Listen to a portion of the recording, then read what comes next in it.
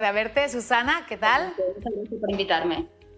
Bueno, decíamos que, por ejemplo, este tiempo que parece como de mucho optimismo, de felicidad, de relax para muchas personas, que el salir, el volver a hacer una vida, entre comillas, más normal, supone, pues como decíamos, un plus de ánimo. Hay otras personas a las que se les pone en una situación un poco más pesimista, ¿no? Para aquellas personas que, por ejemplo, piensen que voy a salir, me voy a contagiar, en casa estoy a salvo. ¿Cómo lo viven ese tipo de personas? Sí, realmente ha habido un gran cambio. Entonces, claro, nos hemos tenido que adaptar primero al confinamiento, al estar en casa, a convivir con las personas más cercanas o en soledad. Entonces, claro, hemos conectado de otra manera más intensa con esa otra realidad. Ha habido un cambio, ha habido un duelo, desde ahí lo hemos ido afrontando. Ahora de nuevo hay otro cambio. Ahora ya poco a poco estamos saliendo, estamos contactando con esas personas con las que no podíamos contactar de manera directa. Ahora realmente nos enfrentamos al trabajo de distinta manera y nos tenemos que adaptar. Ahora básicamente es una forma diferente de adaptarnos a este cambio y la adaptación sí produce ansiedad y estrés.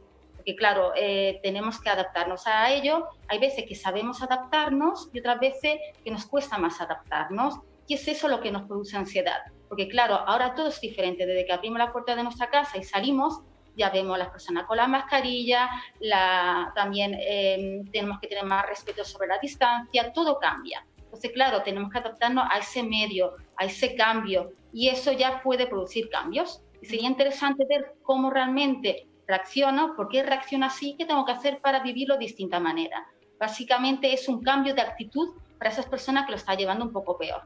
No es lo mismo también ser un niño que ser una persona con una edad más avanzada. Los niños son más flexibles, pero dentro de los niños también es muy importante la actitud de los cuidadores primarios, porque realmente si tenemos ansiedad y no lo vivimos bien, toda esa ansiedad se lo podemos transmitir a nuestros hijos de manera más intensa. Si te parece, vamos a entender un poco cómo el proceso y desde ahí cómo podemos manejarlo de una manera con más éxito y de una manera más resolutiva, porque creo los recursos, si realmente tomamos conciencia de ello, podemos encontrar respuestas mucho más valiosas y nos podemos enfrentar a este nuevo cambio de una manera mucho más tranquila, pausada y seguramente nos vamos a adaptar de la manera más apropiada, más rápidamente. Vamos a ponernos en la situación de que somos una persona o estamos con una persona que, por ejemplo, pues ahora mismo ya puede hacer una vida más normalizada, salir a comprar, salir a trabajar, pero de pronto lo hace con muchísima ansiedad porque nos da miedo contagiarnos. ¿Cómo podemos Ahora actuar? mismo hay mucho miedo, sí.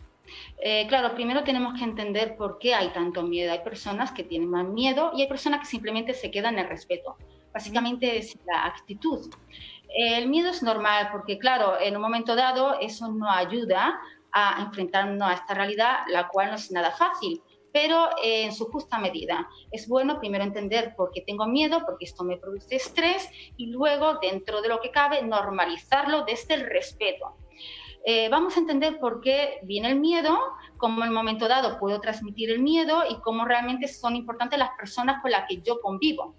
Desde ahí puedo manejarlo de distinta manera y manejarlo de distinta manera una vez que yo salga, una vez que yo me adapte al trabajo, porque todo ha cambiado. Desde la parte cómo me tengo que relacionar con el otro, desde que tengo que ir al supermercado, desde cómo tengo que trabajar, todo ha cambiado. Entonces, todo eso produce un cambio y me tengo que adaptar de la mejor manera para vivirlo de manera más plena. Primero tengo que entender qué es el miedo, qué es el estrés. Si te parece, te voy a dar una explicación muy sencilla, ¿sí? Para nosotros los adultos y también para transmitirlo a los niños. Y vamos a entender cómo realmente nos contagiamos ese tipo de emociones. Como he dicho, las emociones no son ni buenas ni malas, son necesarias, pero en su justa medida. El miedo no es malo, pero dentro de una medida determinada. Porque, ¿cómo realmente se expresa el miedo? ¿Cómo se expresa el estrés?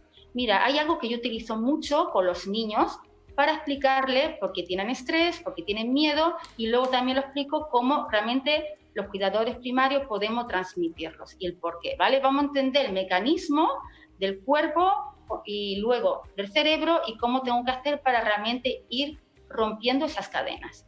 Mira, el doctor Siegel lo explica muy fácilmente y de manera muy sencilla. Tú imagínate que esta mano es un cerebro, si te das cuenta, ¿vale? Es como el cerebro, ¿lo ves? Ahora, para el otro lado, Susana, para Aquí, tu izquierda. aquí, Ahí. Izquierda, izquierda, izquierda. izquierda, espérate. Ay, No, al otro lado. ay, espérate. Porque no vemos refleja. Ahí, perfecto. Mira, Correcto, no hay problema. Vale. Si te das cuenta, esto es como el cerebro, ¿vale? ¿Sí? Esto de aquí, la médula espinal, es la que realmente se encarga de los impulsos nerviosos. Luego, la parte de esta de aquí central sería la del tronco del encéfalo, que realmente trata de las emociones más primarias. Por eso se le llama también corteza reptiliana, la primera que se forma, ¿vale? La más primitiva, la del miedo y todo lo que estamos hablando ahora, ¿vale? Está conectado con la parte límbica, que también la emocional, ¿vale? Se conectan y desde ahí, en un momento dado, se intensifica todas las emociones necesarias para la supervivencia. Pero luego tenemos la parte de la corteza prefrontal, que es la de razonamiento, la de las decisiones, la que realmente toma las decisiones de manera más pausada y, consecuentemente, las reacciones y el comportamiento es mucho más equilibrado. Cuando yo tengo miedo, ¿qué ocurre? Vamos a ver si yo me manejo. Cuando tengo miedo, ¿qué ocurre? Hago plaf y esto se levanta. Entonces, realmente el miedo, el estrés, todas estas emociones primarias se activan de manera muy intensa. No razono bien, no gestiono bien las emociones y no interacciono bien con el medio. En este caso, si tengo miedo a salir, a interaccionar con el otro, desde ahí no voy a interaccionar bien y esto puede ir a más.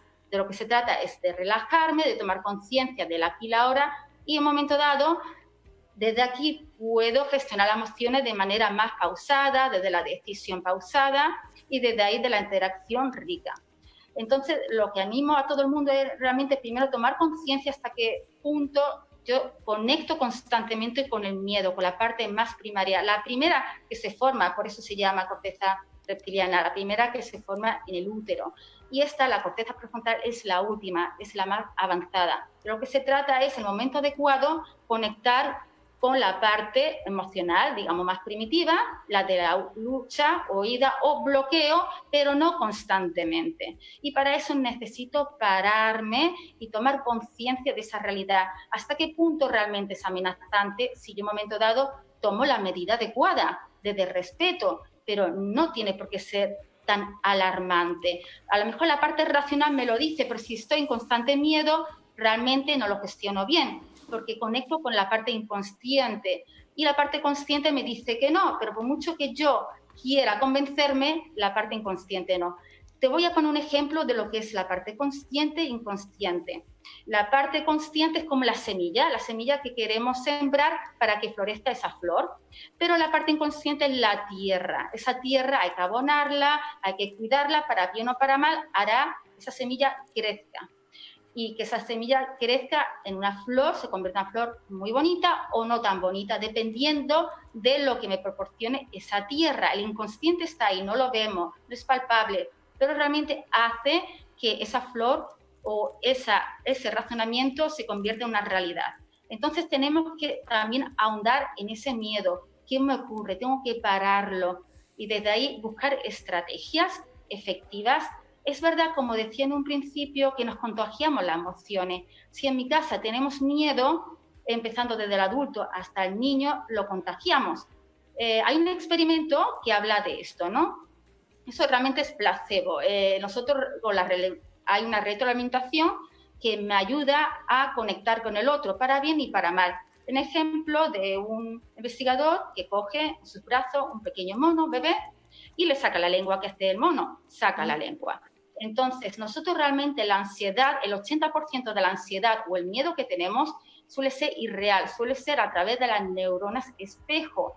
Es decir, es imaginado, pero mi cerebro no entiende de lo imaginado y de lo real. Te voy a poner un ejercicio para que veas realmente el poder de la mente siendo o no siendo real. Imagínate que ahora mismo tenemos entre nuestras manos un limón. Este ejemplo es muy práctico y se conoce muy bien. Ese limón es lo vamos a partir por la mitad y vemos que realmente es muy jugoso, que realmente tiene unas pulpas donde realmente tiene mucho jugo, vamos cortando y ese jugo va saliendo y lo vemos muy fresco, muy apetitoso. ¿Qué ocurre? Lo que ocurre es que experimentamos más salivación y realmente conectamos con nuestra neurona espejo. Realmente nuestra mente lo puede concebir como una realidad, pero no lo es. Lo mismo ocurre con el miedo. Yo tengo miedo, a lo mejor si salgo a la calle y en un momento dado me contagian. No tiene por qué ser real si yo pongo la medida adecuada, pero mi cerebro me está diciendo que el entorno, el exterior, hay peligro, hay amenaza. Por lo tanto, mi cerebro me está diciendo eso a través de mi cuerpo, la parte de la corteza reptiliana, la que hemos dicho antes. Entonces, si mi cuerpo me dice eso, mi cerebro también. Y como tal, lo gestiono y me afronto la realidad de manera con mucha ansiedad, con mucho malestar y no me ayuda. Lo importante es la actitud, el compartirlo. Pero, Susana, disculpa que te interrumpa, pero ¿cómo se cambia esa actitud? Porque es verdad que estamos en una situación en la que somos conscientes de que tenemos un miedo, de que tenemos que intentar superarlo, pero ¿cómo se puede superar? Porque hay personas que ya en situaciones normales, sin pandemia, suelen ser bastante aprensivas, no queremos decir ya hipocondríacas, sino aprensivas, que todo le da un poquito más de miedo de lo normal. En esta situación se ven paralizadas porque estamos hablando que son factores externos, es salir al exterior, por lo cual su rutina diaria se puede ver bastante afectada. Totalmente, realmente se ve afectada, es una realidad. Tenemos que asumir que se pasa mal, que puede ser sufrimiento, pero tenemos que ver hasta qué punto realmente a lo mejor no es el núcleo. Eso simplemente ha hecho estallar esto último. Es como cuando tenemos un vaso lleno de agua. Tú lo has dicho, si tú, por ejemplo, tienes problemas, eres hipocondríaca o tienes algún problema que te aferra mucho a las emociones negativas, tienes el vaso lleno y esta gota hace rebosar el vaso. A lo mejor tenemos que ir a la raíz, pero es importante sobre todo intentar de ver dónde está la raíz, hasta qué punto realmente yo tengo que adoptar la flexibilidad psicológica. Hay ejercicios para ello, para ver hasta qué punto hay recursos para salir de ahí. Si yo mantengo, por ejemplo, mi mente relajada, hay pensamientos negativos que me vienen y utilizo palabras, por ejemplo, en la que se utiliza de gracias, te dejo en tu sitio, es normal que venga esos pensamientos, pero me sumerjo en el presente, me sumerjo en disfrutar la actividad que estoy haciendo y ejercicios en el día a día. Es cierto, si yo he sido 20, 30, 40 años negativa, pesimista, me va a costar, pero se puede desaprender, se aprende a ser optimista. En cierto modo se nace optimista, ¿vale? Luego puede haber acontecimientos que me puede ser más negativo o menos negativo. El optimista es el que tiene un problema y el que mira más allá. Asume el problema, analiza el problema de manera más profunda que el pesimista, pero luego ve soluciones. El pesimista, en cambio, a lo mejor no lo analiza de manera tan profunda, pero se queda en ese problema y no busca soluciones. Lo importante es tomar conciencia que para todo hay soluciones. Esa flexibilidad psicológica que se utiliza, por ejemplo, en ACT, en una terapia de tercera generación, es buscar qué puedo hacer para realmente interaccionar. El miedo, como las fobias, realmente se superan desde el afrontamiento. Tengo que afrontar mi miedo poco a poco. Si yo tengo una fobia, lo suyo es afrontarlo poco a poco. Puede ser con un profesional, puede ser de una manera estructurada, pero lo importante es ir afrontando poco a poco dentro de lo que realmente me está diciendo y pidiendo mi cuerpo, pero tengo que dar paso a paso de manera firme y poco a poco romper esas barreras. Conforme yo voy cambiando, eso a través de la conducta, mi mente ya me dirá algo diferente. Lo importante es la actitud y comprometerte y hacerlo, no quedarte con el dolor, no quedarte con lo que está ocurriendo ahora mismo. Lo que está ocurriendo ahora mismo va a cambiar, nada es permanente. Lo suyo es tomar conciencia hasta qué punto realmente soy yo la actriz o el actor que hace posible que eso tenga o no tenga fuerza. Yo soy el arquitecto de mi vida y yo soy el responsable de lo que le ocurre a mi pensamiento, la única responsable, pero tengo que entender lo que le ocurre a mi pensamiento y desde ahí gestionarlo. Hay un ejemplo muy interesante y real de Jill Bort Taylor. Es una doctora neuróloga que tuvo a los 36 años tuvo hemorragia cerebral. grave, en la parte izquierda, ¿vale? Para que veamos desde el ejemplo hasta qué punto podemos tener recursos. Esta mujer resulta que no podía hablar, olvidó cómo hablar, olvidó cómo andar, lo olvidó todo. Ella se consideraba como una niña pequeña. Resulta que ella tuvo que aprender de nuevo a hacerlo todo. Imagínate lo duro que fue para esta mujer y tuvo una vida dura anterior. Ahí ella afirma que descubrió el nirvana. Allí descubrió también a la que ella llamó mi gran ángel, su madre, que estuvo a su lado todo momento. Es decir, eso le ha servido para crecer. Ella conectaba más con la parte derecha, es decir, la emocional, el presente, el aquí, el ahora, y desde ahí aprendió a gestionar las emociones de distinta manera. También ella se agarró a su hobby es el arte, la pintura y también el cerebro. Entonces ella cogió lo positivo, lo que le daba la vida en esos momentos para crecer, y ha crecido y ha sido un ejemplo para mucha gente, es un ejemplo para mí. Y ella tiene una cita, una frase que dice: tenemos el poder de elegir momento a momento quiénes somos realmente y quiénes queremos ser en el mundo, es decir, momento a momento, en el presente, en el aquí y en la ahora. El miedo normalmente es por algo que ocurre en el futuro, lo cual es incierto, no tiene por qué ocurrir, o en el pasado, pero si me remito en el presente, si realmente le doy mensajes a mi cuerpo desde la relajación, desde la paz, desde esa armonía que necesitamos, que no ocurre nada, que no hay amenaza, desde ahí mi cerebro lo va a gestionar de distinta manera. Se ha visto cómo realmente funciona el mindfulness en problemas o trastornos como la ansiedad generalizada, Susana, o el momento de... Sí. Se nos agota el tiempo y tenemos a otro entrevistado esperando, y es muy interesante porque yo creo que lo más importante es saber quiénes somos, saber también nuestros defectos y nuestros problemas e intentar poner una solución.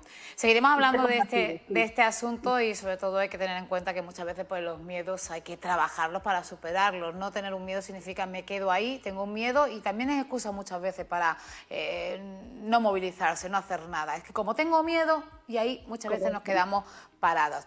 Susana Merino, muchas gracias por este ratito y escucharte, ha sido un placer. Igualmente. Y nada, no nos olvidemos también de lo que el ejemplo de Stephen Hawking, que decía que nosotros podemos elegir o mirar hacia el suelo y quedarnos en el suelo, o mirar hacia arriba, hacia las estrellas y ver la maravilla del cielo. Es decir, por muy mala que sea la vida, las situaciones siempre podemos hacer algo para tener éxito. Yo abogo por el éxito, no nos paralicemos, simplemente avancemos, nosotros elegimos. Muchísimas gracias, Susana, un saludo. Gracias por todo. Venga, un saludo. Así de importante es, y le aseguro que muchas veces tenemos que poner en práctica lo que dicen los expertos. Y es verdad que muchas veces nos paralizamos, nos escudamos en que es que tengo miedo. Y a lo mejor se han pensado ustedes que quitando un poquito ese miedo, relajándose un poquito y probando, vamos a probar, intentándolo. Yo siempre soy de las que digo, intentémoslo. Por intentarlo, que no quede, que vale la pena a veces morir en el intento, porque a veces, como decíamos, merece la pena pues esforzarse un poquito por superar esos miedos e intentar llevar una vida lo más normal posible.